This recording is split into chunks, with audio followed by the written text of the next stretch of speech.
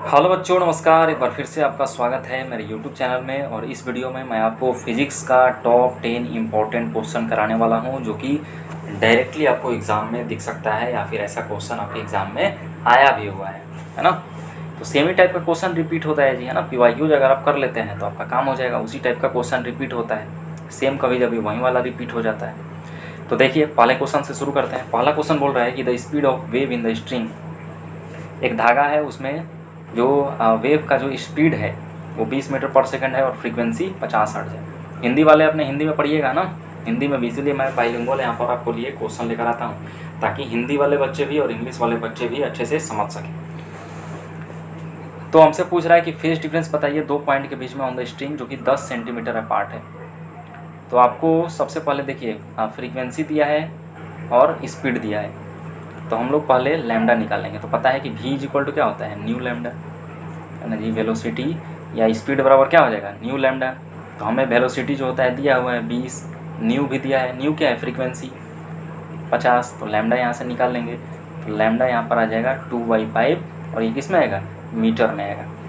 Lambda निकाल लिया। अब हमसे फेज डिफरेंस पूछ रहा है, तो फेज डिफरेंस का फार्मूला आपको पता होना चाहिए कि फेज डिफरेंस बराबर होता है k डेल्टा x। k क्या है जी, k को बोलते हैं हम लोग प्रोपागेशन कांस्टेंट। k को बोला जाता है प्रोपागेशन कांस्टेंट, है ना। डेल्टा x जो आप देख रहे हैं इसको बोलते हैं पाथ डिफरेंस। पाथ डिफरेंस इसको बोला जाता है। और डेल्टा फाई जो आप देख रहे हैं यही है फेज डिफरेंस, और इसी को हमें निकालना है।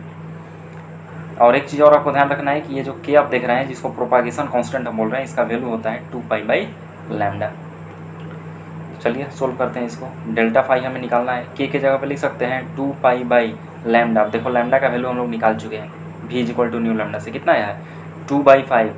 तो 2/5 जो होता है ऊपर चला जाएगा, गुना डेल्टा x। देखो डेल्टा x होता है कि दो पॉइंट के बीच में कितना दूरी होता है, ये दिया हुआ है 10 सेंटीमीटर जो है अपार्ट है, मतलब 10 सेंटीमीटर का है। तो ये किस में दिया है, सेंटीमीटर में। आपको मीटर में कन्वर्ट करना पड़ेगा, है ना, चूँकि वेवलेंथ भी किस में है, मीटर में। तो मीटर में कन्वर्ट करेंगे तो 100 से आपको क्या करना पड़ेगा, भाग दे दीजिए।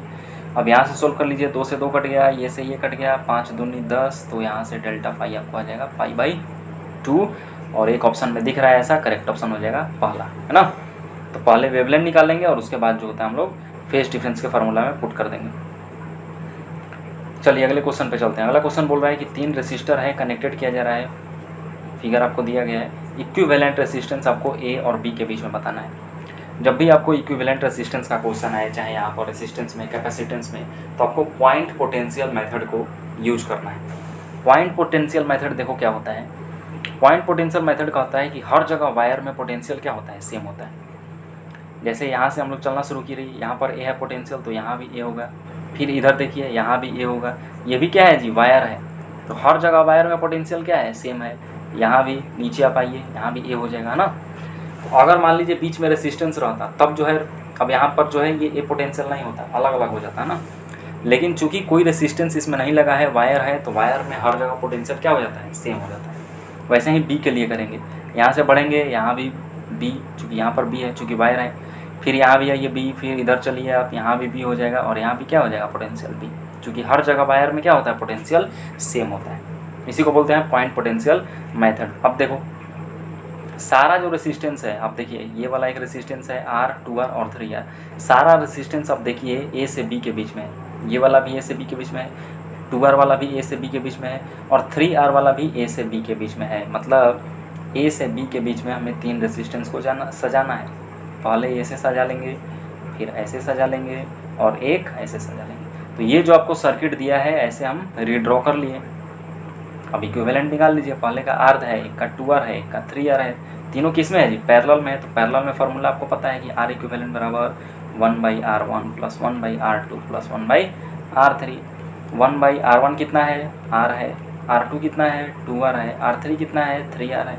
अब इसको आप सोल्व कीजिए तो 6R हो जाएगा नीचे, यहाँ पर आ जाएगा 6 + 6 + 3 दूनी 6, है ना। तो 11/6R हो जाएगा। और यहाँ से आप क्रॉस मल्टीप्लिकेशन कीजिएगा तो R इक्विवेलेंट आपको आ जाएगा 6R/11, और करेक्ट ऑप्शन आपका हो जाएगा पहला वाला, है ना। तो इस टाइप से हम लोग पॉइंट पोटेंशियल मेथड, इसको क्या बोलते हैं, हम इसको बोलते हैं point potential method. Point potential method से आप बनाइए, बहुत आसान होता है क्वेश्चन, है ना। चलिए आगे चलते हैं। अगला क्वेश्चन बोल रहा है कि the critical angle for TIR total internal reflection from a medium to vacuum is 30 degree the velocity of light in the medium. उस मीडियम में जो है आपको लाइट का वेलोसिटी निकालना है। तो देखिए TIR जो होता है टोटल इंटरनल रिफ्लेक्शन, TIR ये तभी हमें प्राप्त होता है जब लाइट जो होता है कहाँ से मूव करे, डेंसर से रेयर मीडियम में। डेंसर से रेयर मीडियम में लाइट जो होता है मूव करेगा तो वहीं पर मूव करेगा। और डेंसर का आपको पता होना चाहिए कि जो म्यू होता है रिफ्रेक्टिव इंडेक्स ये रेयर से ज़्यादा होता है ना। और क्रिटिकल एंगल आपको पता होना चाहिए कि साइन IC जो होता है, क्रिटिकल एंगल जो होता है ये mu rare by mu denser है ना, स्नेल्स लॉ से आता है। तो ये आपको ध्यान रखना है कि साइन IC मतलब क्रिटिकल एंगल का जो वैल्यू होता है ये म्यू रेयर मतलब रिफ्रैक्टिव इंडेक्स जो है रेयर मीडियम का बटा में refractive index of denser medium, इसके बराबर होता है। अब देखिए जो रेयर मीडियम है वो कैसा है जी, वैक्यूम है। तो वैक्यूम के लिए जो होता है मतलब म्यू रेयर कितना है, वैक्यूम के लिए रिफ्रैक्टिव इंडेक्स क्या होता है 1। म्यू डी जो है सबसे पहले हम लोग डेंसर मीडियम में जो है रिफ्रैक्टिव इंडेक्स जो होता है इस फार्मूला से निकाल लेंगे। और उसके बाद हमसे पूछ रहा है कि इसी मीडियम में, इसी डेंसर मीडियम में आपको वेलोसिटी बताना है। तो वेलोसिटी जो होता है किसी मीडियम में फार्मूला होता है C मतलब speed of light in vacuum बट्टा में उस मीडियम का रिफ्रैक्टिव इंडेक्स। तो यहाँ से आप म्यू डी निकालिए और इसमें पुट कर दीजिए। तो देखो निकालते हैं। तो साइन IC क्या है जी, क्रिटिकल एंगल। क्वेश्चन में देखिए IC का वैल्यू दिया हुआ है 30 डिग्री। तो साइन 30 डिग्री बराबर हो जाएगा म्यू R 1 है, म्यू डी हम लोग निकाल लेंगे। आपको पता है कि साइन 30 डिग्री 1/2 होता है, 1 म्यू डी हो जाएगा। और यहाँ से म्यू डेंसर मीडियम का जो रिफ्रैक्टिव इंडेक्स आया ये कितना आया, 2 आया। अब इसमें पुट कर लीजिए, है ना। तो V मीडियम हो जाएगा। C क्या है जी, speed of light in vacuum, ये कितना होता है ये तो पता होना चाहिए, 3 × 10⁻8 होता है। म्यू डी कितना आया, 2 आया। तो आप कटाइएगा तो ये हो जाएगा 1.5 × 10⁻8। मतलब उस मीडियम में जो है वेलोसिटी जो है लाइट का कितना हो जाएगा 1.5 × 10⁸। तो करेक्ट ऑप्शन दूसरा वाला हो जाएगा, है ना। इस टाइप से हम लोग बनाते हैं ऐसे क्वेश्चन। चलिए आगे चलते हैं। अगला क्वेश्चन बोल रहा है कि in the given circuit what would be the value of R1। इस R1 का वैल्यू आपको बताना है for current R to be 0। मतलब ये जो आप R देख रहे हैं यहाँ पर बीच में जो आप R देख रहे हैं इससे कोई करंट नहीं जा रहा है। तो ऐसा केस कब होता है जी, जब व्हीटस्टोन ब्रिज हो। जब ये अरेंजमेंट जो होता है व्हीटस्टोन ब्रिज रहता है तब जो होता है इससे कोई करंट जो होता है फ्लो नहीं करता है। तो व्हीटस्टोन ब्रिज में आपको पता है कि इनका रेसिस्टेंस, जैसे अगर मैं एक यहाँ पर बनाऊँ,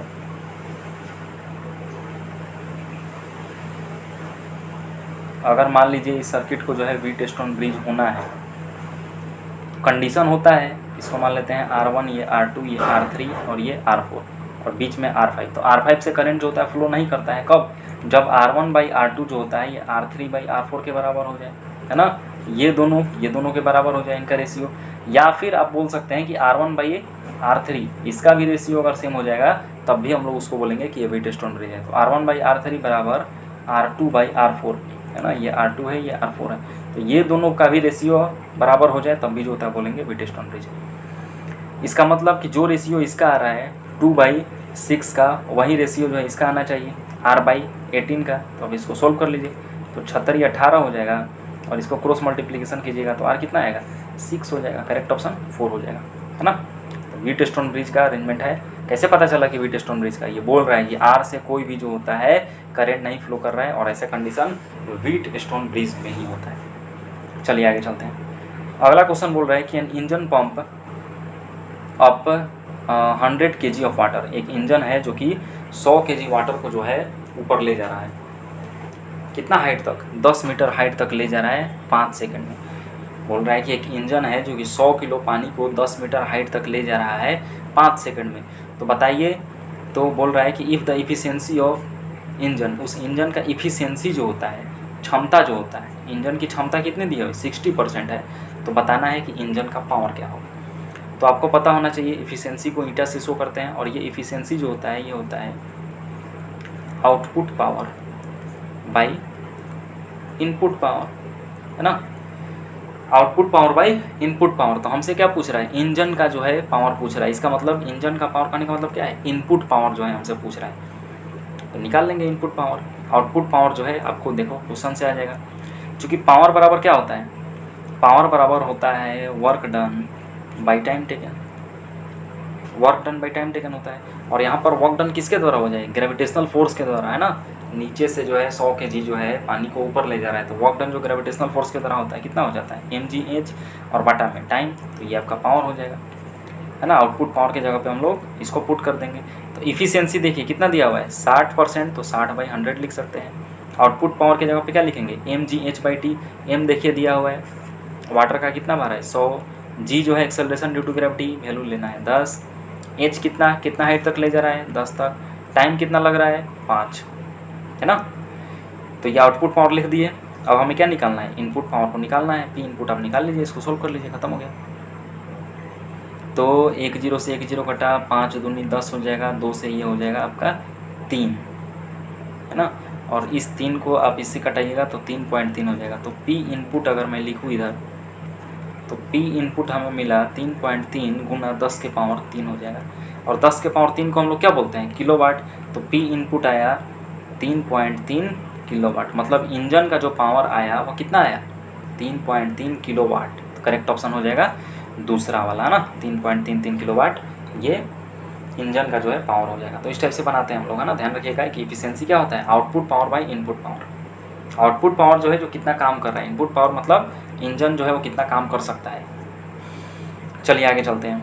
अगला क्वेश्चन बोल रहा है कि solid cylinder of mass m and radius r roll कर रहा है बिना स्लिप किए हुए on inclined plane of length l and height h। देखिए इस टाइप से है, इस टाइप से जो है एक इंक्लाइंड प्लेन है, मान लेते हैं कि ये थीटा एंगल पर है, लेंथ इसका l है, हाइट h दिया हुआ है, और यहाँ से बोल रहा है कि सॉलिड क्या है जी, सिलेंडर को जो है रोल कराया जा रहा है। क्या किया जा रहा है, रोल। ये आपका रोटेशनल मोशन का क्वेश्चन है, सॉरी, है ना। तो इसको रोल कराया जा रहा है। तो रोलिंग आपको पता होना चाहिए कि रोलिंग में क्या होता है जी, रोलिंग में जो होता है ट्रांसलेशन के साथ साथ रोटेशन भी होता है ना, रोटेट भी करता है और ट्रांसलेट भी करता है, उसी को बोलते हैं हम लोग रोलिंग। तो आपसे पूछ रहा है कि स्पीड बताइए सेंटर ऑफ मास का जब सिलेंडर ये बॉटम में पहुंच जाए, मतलब यहाँ से एक सिलेंडर को जो है डुबरा कर छोड़ दिया जा रहा है, मतलब u जो है इसका 0 है, नीचे जब आ रहा है तो आपको v बताना है कि कितना होगा। तो रोलिंग का केस है, जब भी जो होता है किसी बॉडी को इंक्लाइंड प्लेन पर रोल कराते हैं तो सबसे पहले एक्सेलरेशन का फार्मूला आपको पता होना चाहिए। ये डायरेक्ट आता है ना, कैलकुलेट करने पर आता है, मैं यहाँ पर डायरेक्ट आपको बता रहा हूँ, याद रखिएगा। एक्सेलरेशन होता है रोलिंग के केस में g sin थीटा बटा में 1 प्लस गामा। अब ये गामा क्या है जी, तो गामा जो होता है ये k²/r² होता है। k क्या है, अब k को बोलते हैं हम लोग रेडियस ऑफ गायरेशन, और r जो आप देख रहे हैं ये सिंपल रेडियस है ना। जैसे यहाँ पर देखिए क्या बोल रहा है हमें, सॉलिड सिलेंडर, सॉलिड सिलेंडर के लिए गामा का वैल्यू कैसे निकालेंगे, सॉलिड सिलेंडर के लिए मोमेंट ऑफ इनर्शिया आपको पता होना चाहिए कितना होता है, mr²/2। तो जब हम लोग मोमेंट ऑफ इनर्शिया को mk² के बराबर कर देते हैं तो यहाँ से जो k आता है ये रेडियस ऑफ जाइरेशन को बताता है ना। लेकिन हमें किसका वैल्यू बताना है, k²/r², यही किसके बराबर है, गामा के बराबर। तो आप यहाँ से m से m कटा लीजिए तो k²/r² हो जाएगा 1/2। इसका मतलब सॉलिड सिलेंडर के लिए ये जो गामा का वैल्यू आया ये कितना आया, 1/2, है ना जी। k²/r² को ही क्या बोल रहे हैं हम लोग, गामा। वैसे ही देखिए और भी हम आपको बता रहे हैं, जैसे मान लीजिए कोई सॉलिड स्फीयर, सॉलिड स्फीयर के लिए गामा निकालना होता तो क्या करते, सॉलिड स्फीयर का हमें मोमेंट ऑफ इनर्शिया पता है कितना होता है, 2/5 mr²। कोई भी जो होता है मोमेंट ऑफ इनर्शिया इसको किसके बराबर कर देना है, mk², और यहाँ से जो होता है k²/r² निकाल लीजिए, तो इसके लिए कितना हो जाएगा 2/5, है ना। वैसे ही मान लीजिए कोई रिंग है, रिंग का जो होता है कितना होता है mr², इसको mk² के बराबर कर दीजिए, तो रिंग के लिए k²/r² मतलब गामा का वैल्यू कितना हो जाएगा, 1 हो जाएगा, है ना। इस टाइप से हम लोग गामा का वैल्यू निकालते हैं। तो हमें पता चला कि सॉलिड सिलेंडर है तो इसके लिए गामा का वैल्यू 1/2 है। चलिए आगे देखिए, इसको थोड़ा सा इरेज कर रहा हूँ जो एक्स्ट्रा चीज़ें हैं। अब देखिए क्या करना है, अब जो है हमसे पूछ रहा है एक्सेलरेशन नहीं पूछ रहा है, हमसे वेलोसिटी पूछ रहा है। तो जब वेलोसिटी जो है, जब किसी बॉडी को यहाँ से यहाँ पर मतलब u0 मतलब u = कितना है, 0 है, रेस्ट से जो होता है उसको छोड़ दिया जा रहा है, तो यहाँ पर आने पर जो होता है उसका वेलोसिटी पूछ रहा है, तो क्या यूज़ करेंगे, थर्ड इक्वेशन यूज कीजिएगा। तो यहाँ पर जो वेलोसिटी हो जाएगा किसके बराबर हो जाएगा, √2gh, है ना जी। थर्ड इक्वेशन क्या होता है, v² = u² + 2gh। u चूँकि 0 है तो v क्या हो जाएगा, √2gh के बराबर 2ah लिख दीजिए, है ना, एक्सेलरेशन। क्योंकि एक्सेलरेशन ही लिखना है। तो v इज इक्वल टू, अब एक्सेलरेशन का वैल्यू आप पुट कीजिए। एक्सेलरेशन का वैल्यू कितना होता है जी रोलिंग में, देखिए यहाँ पर लिखा हुआ है g sin थीटा बटा में 1 प्लस गामा और इंटू √2g। यहाँ पर 2g क्या लिखेंगे, ये कितना दूरी जो होता है तय किया है, दूरी कितना तय किया है, ये हाइट नहीं तय किया है, ये वाला स्लोप का दूरी हम लोग लिखेंगे। तो यहाँ पर क्या लिखना पड़ेगा, l लिखना पड़ेगा। तो यहाँ पर भी क्या आ जाएगा, l हो जाएगा। अब आगे देखिए, अब जो है हम लोग इस ट्रेंगल में चलते हैं, क्योंकि हम आपको डायरेक्ट अभी ड्राइव कर रहे हैं फार्मूला, आपको डायरेक्ट लास्ट में फार्मूला भी मिल जाएगा, सिर्फ उसमें आपको पुट करना है। देखिए अब इस ट्रेंगल से आपको पता है कि साइन थीटा बराबर क्या हो जाता है, परपेंडिकुलर बाई हाइपोटेनस। परपेंडिकुलर कितना है h, हाइपोटेनस कितना है l। तो यहाँ से हम लोग l साइन थीटा लिख सकते हैं, किसके बराबर हो जाएगा, h के बराबर। क्रॉस मल्टीप्लिकेशन कीजिएगा तो l साइन थीटा किसके बराबर हो जाएगा, h के बराबर। अब आइए वेलोसिटी के फार्मूला में, यहाँ पर देखिए ये जो l साइन थीटा है इसके जगह पे क्या लिख सकते हैं हम लोग, h लिख सकते हैं। तो मैं इसको थोड़ा सा इरेज कर रहा हूँ। अब देखिए क्या हुआ, अब यहाँ से जो हमें वेलोसिटी का फार्मूला मिला, ये मिला 2g, और ये जो आप देख रहे हैं l साइन थीटा, ये किसके बराबर हो गया, h के बराबर, और नीचे 1/गामा ऐसा ही है। अब ये जो है आपका वेलोसिटी का फार्मूला होता है रोलिंग के केस में। तो हम डायरेक्ट इसको याद रखिए। आप यहाँ से देख रहे हैं कि वेलोसिटी जो होता है ये सिर्फ और सिर्फ किस पे डिपेंड कर रहा है, हाइट पे डिपेंड कर रहा है और गामा पे डिपेंड कर रहा है। थीटा पर जो है कोई डिपेंड नहीं कर रहा है। एंगल ऑफ इंक्लिनेशन जो आप देख रहे हैं, चाहे 45 डिग्री का हो या 60 डिग्री का हो, एंगल ऑफ इंक्लिनेशन उस पर वेलोसिटी डिपेंड नहीं करता है। अब इसमें हम लोग पुट कर देंगे। अब इसमें आप पुट कीजिए तो देखो हमें वेलोसिटी का जो है फार्मूला मिल चुका है। अब इसमें हम पुट करते हैं, ये अच्छा क्वेश्चन है। तो वेलोसिटी बराबर हो जाएगा 2g, h को ऐसे रहने दीजिए, 1 प्लस गामा का भी हम लोग वैल्यू निकाले। गामा का वैल्यू मतलब k²/r², सॉलिड सिलेंडर के लिए कितना है 1/2 यहाँ पर लिख दीजिए।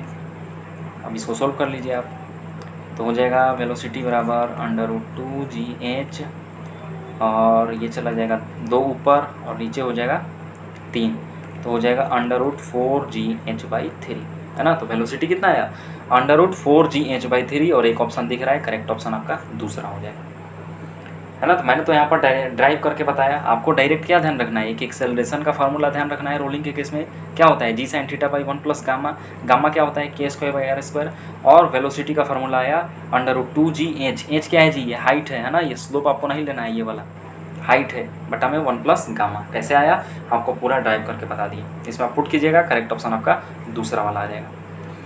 चलिए आगे चलते हैं। अगला क्वेश्चन बोल रहा है कि ABC जो होता है वोल्ट मीटर है, जिसका रेसिस्टेंस, A का रेसिस्टेंस आपको दिया हुआ है 2R, B का रेसिस्टेंस है 3R, और C का रेसिस्टेंस है 6R, है ना। इस टाइप से कनेक्टेड है। जब some potential difference is applied between P and Q, कुछ पोटेंशियल डिफरेंस को अप्लाइड किया जा रहा है P Q के बीच में, तो बताइए वोल्ट मीटर का रीडिंग जो होता है क्या होगा, VA VB VC का, मतलब बराबर होगा कि नहीं होगा। तो देखिए B और C को पहले आप अच्छे से देखिए। B और C क्या है जी, पैरेलल में है। आपको पता है कि पैरेलल में जो होता है वोल्टेज क्या होता है, सेम होता है, और सीरीज में करंट सेम होता है। सीरीज की बात करें तो सीरीज में करंट सेम होता है, वोल्टेज अलग होता है। लेकिन पैरेलल अरेंजमेंट में, जैसे B और C देखिए पैरेलल अरेंजमेंट है, तो पैरेलल अरेंजमेंट में वोल्टेज सेम होता है, करंट अलग होता है। अगर हमसे यहाँ पर वोल्टेज पूछ रहा है, इसका मतलब कि B और C का वोल्टेज क्या होगा, बराबर होगा। तो पहला ऑप्शन देखिए BC बराबर है, ये हो सकता है। दूसरा देखिए B और C बराबर नहीं दिया है, मतलब दूसरा ऑप्शन कट जाएगा। तीसरा देखिए तीसरा ऑप्शन भी कट जाएगा। चौथा का चांस है होने का, तो मतलब 2 ऑप्शन तो हम लोग ऐसे ही फिल्टर कर सकते हैं, सिर्फ ये दिमाग लगा के कि पैरेलल में जो होता है वोल्टेज सेम होता है। अब आपको इतना भी थोड़ा बहुत पता है तो आप 2 ऑप्शन में तुक्का मारिएगा तो 50% सही होने का चांस है ना। ऐसे ही तुक्का मार रहे हैं तो वहाँ पर 25% आपका सही होने का चांस है। लेकिन अब 2 ऑप्शन को आप फिल्टर कर दीजिएगा तो 50% आपका चांस है कि आपका सही हो जाए, है ना। तो ऑप्शन एलिमिनेशन टेक्निक भी आपको आना चाहिए। अब चलिए इसमें चेक करते हैं, है ना। यहाँ से देखिए हम मानते हैं कि यहाँ से जो होता है करंट जा रहा है I, है ना। तो सबसे पहले इस A के लिए हम लोग वोल्ट मीटर निकालते हैं। तो V = क्या हो जाएगा, IR, करंट जा रहा है I, रेसिस्टेंस है 2R, तो 2IR जो होता है ये इसका वोल्ट मीटर है। अब BC जो है ये क्या है, पैरेलल में। B का रेसिस्टेंस 3R और 6 का रेसिस्टेंस है 6R, तो R इक्विवेलेंट सबसे पहले इसका निकालेंगे, तो 3R × 6R बटा में 9R हो जाएगा, है ना। R1 R2 बटा में R1 + R2 करके। तो आर से आर कटा दीजिए, 3 से 3 कटा दीजिए, तो ये हो जाएगा आर इक्विवेलेंट कितना आया 2R। मतलब ये बी और सी कॉम्बिनेशन का भी जो आप देख रहे हैं रेसिस्टेंस कितना आया 2R, और इस ए का भी रेसिस्टेंस कितना आया 2R। तो मतलब दोनों का रेसिस्टेंस जो होता है सेम है, दोनों में करंट जो होता है सेम जा रहा है, तो वोल्टेज भी क्या हो जाएगा सेम हो जाएगा। इसका मतलब है कि VB और VC तो पहले से ही बराबर था, अब VB BC के बराबर VAB हो जाएगा, तो करेक्ट ऑप्शन आपका हो जाएगा C हो जाएगा ना। क्यों ऐसा हो रहा है? क्योंकि R इक्विवेलेंट निकाल रहे हैं, तो जो A का रेसिस्टेंस है वही जो है इन दोनों के मिलाने के बाद आ रहा है 2R, और इसका भी 2R, इसीलिए VA BB VC यहाँ तीनों क्या हो जाएगा बराबर हो जाएगा। बहुत अच्छा क्वेश्चन था, इसको ध्यान रखिएगा। अगला क्वेश्चन देखिए, इक्विवेलेंट कैपेसिटेंस आपको बताना है कॉम्बिनेशन का, तो हमको पता है पॉइंट पोटेंशियल मेथड आप यूज कीजिए, है ना, इससे आसान टेक्निक नहीं होता है। चलिए देखिए, यहाँ से हम लोग B से शुरू करते हैं। यहाँ पर भी B हो जाएगा, हर जंक्शन पे आप आइए और लगाते जाइए। यहाँ भी B, यहाँ भी B, है ना जी, चूँकि तार लगा है। आगे बढ़िए इधर, यहाँ भी B, इधर से चलिए, यहाँ भी B, A वाले की तरफ आइए। B का काम खत्म हो गया है ना, इधर आप देखिए क्या आ गया कैपेसिटेंस आ गया, तो यहाँ पर B नहीं हो सकता है ना, क्योंकि वायर में ही पोटेंशियल सेम होता है। अगर बीच में कुछ रेसिस्टेंस कैपेसिटेंस आ गया तो वहाँ पर पोटेंशियल सेम नहीं हो सकता है। अब A के लिए चलते हैं, यहाँ पर A दिया हुआ है, तो यहाँ भी A होगा, यहाँ भी A होगा, यहाँ भी A होगा। अब देखिए, ये जो आप कैपेसिटेंस ऊपर वाला देख रहे हैं, ये किसके बीच में है A और B के बीच में। अब यहाँ से हम लोग डायग्राम बना लेंगे, A B। पहला जो कैपेसिटेंस है वो किसके बीच में है A और B के बीच में है, इस टाइप से बना लेंगे। दूसरा आप नीचे वाला देखिए, वो भी कैपेसिटेंस किसके बीच में है A और B के बीच में है, तो A और B के बीच में है, तो इस टाइप से पैरेलल में हम लोग बना लेंगे। तीसरा जो आप कैपेसिटेंस देख रहे हैं ये वाला, ये किसके बीच में है जी B और B के बीच में है, मतलब दोनों का पोटेंशियल सेम है, और दोनों का पोटेंशियल सेम है तो ये कैपेसिटेंस जो है हो जाएगा आपका शॉर्ट सर्किट हो जाएगा, तो इसको हम लोग उखाड़ कर फेंक देंगे। अब इसका कोई मतलब जो है वो नहीं रह गया, इसका मतलब यही दोनों कैपेसिटेंस जो है वो काम का है। ये तीसरा जो कैपेसिटेंस देख रहे हैं इसका पोटेंशियल हो गया सेम, इधर भी B इधर भी B, जब पोटेंशियल सेम हो जाता है उसको बोलते हैं शॉर्ट सर्किट, और वहाँ पर जो है उस कैपेसिटेंस का कोई वैल्यू नहीं रह जाता। मतलब दो कैपेसिटेंस है, एक का C है एक का C, दोनों जो है पैरेलल में लगा है, तो पैरेलल में कैपेसिटेंस का वैल्यू होता है C1 + C2, C1 और C2 दोनों बराबर है, तो C + C क्या हो जाएगा 2C, करेक्ट ऑप्शन C हो जाएगा, है ना। यहाँ पर जो है रेसिस्टेंस से जस्ट उल्टा जो होता है रेसिस्टेंस में पैरेलल में क्या होता है R1 R2 बटा में R1 + R2, जबकि कैपेसिटेंस में पैरेलल में जो इक्विवेलेंट होता है ये क्या होता है C1 + C2 + C3, इस टाइप से हम लोग करते हैं। तो आई होप ऐसा क्वेश्चन आपको अब गलत नहीं होना चाहिए, पॉइंट पोटेंशियल यूज़ कीजिए, आपका काम हो जाएगा। अगले क्वेश्चन पे चलते हैं। अगला क्वेश्चन बोल रहा है the angle between the electric line of force and the equivalent surface, equipotential surface. Equipotential surface और इलेक्ट्रिक लाइन ऑफ फोर्स में क्या रिलेशन है, कितने डिग्री का एंगल बनता है।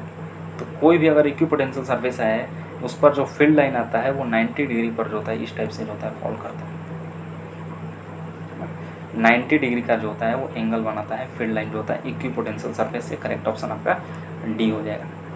अगले क्वेश्चन पे चलते हैं। बोल रहा है कि the given electrical network in is equivalent किसके बराबर है, ऑर गेट नॉर गेट या फिर एंड गेट नॉट गेट, किसके बराबर है। तो सबसे पहले देखिए आप, ये क्या है, पहला वाला जो आप देख रहे हैं ऑर गेट है, और यहाँ पर एक डॉट लग गया है ये वाला, तो ये इसको बना दिया है नॉर गेट। तो जब जो है A और B ऑर गेट से पास होता है तो क्या बनता है A + B बनता है, और जब यहाँ पर एक नॉट गेट आ गया तो ये कहाँ चला जाएगा, इस टाइप से एक लगा देते हैं ऊपर में।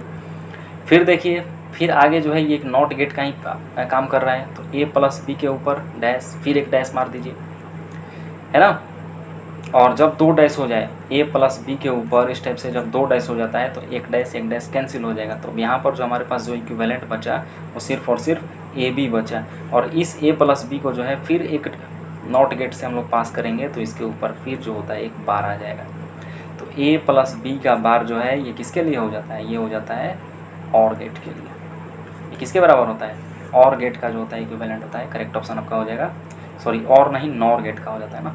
ऑर गेट का कितना होता है, ऑर गेट का जो होता है ये A + B होता है, और अगर नॉर गेट रहेगा तो क्या हो जाएगा A + B का बार हो जाएगा। तो यहाँ पर क्या आ रहा है A + B का बार आ रहा है, तो करेक्ट ऑप्शन आपका C हो जाएगा ना। और मत कर देना, और करोगे तो गलती हो जाएगा, क्योंकि A + B के ऊपर क्या आ रहा है बार आ रहा है, तो करेक्ट ऑप्शन आपका C हो जाएगा। तो मैंने पूरा अच्छे से जो है आपको सारा क्वेश्चन को जो है एक्सप्लेन किया है। तो ये रहा आपका टॉप 10 जो है काफ़ी इंपॉर्टेंट क्वेश्चन, इसी टाइप का क्वेश्चन जो है आपके PYQs में आया हुआ है। तो मैंने उसी टाइप का जो है क्वेश्चन आपको कराने की कोशिश की और काफ़ी एक्सप्लेन करके मैं आपको बताया। तो अगर आपको वीडियो अच्छा लगा हो तो आपको लाइक करना है, सब्सक्राइब करना है, शेयर करना है और जुड़े रहना है ना। एग्जाम भी नज़दीक आ गया है, तो जितना क्वेश्चन करा रहे हैं सारे क्वेश्चन को आपको अच्छे से करके जाना है। That's all, thank you so much.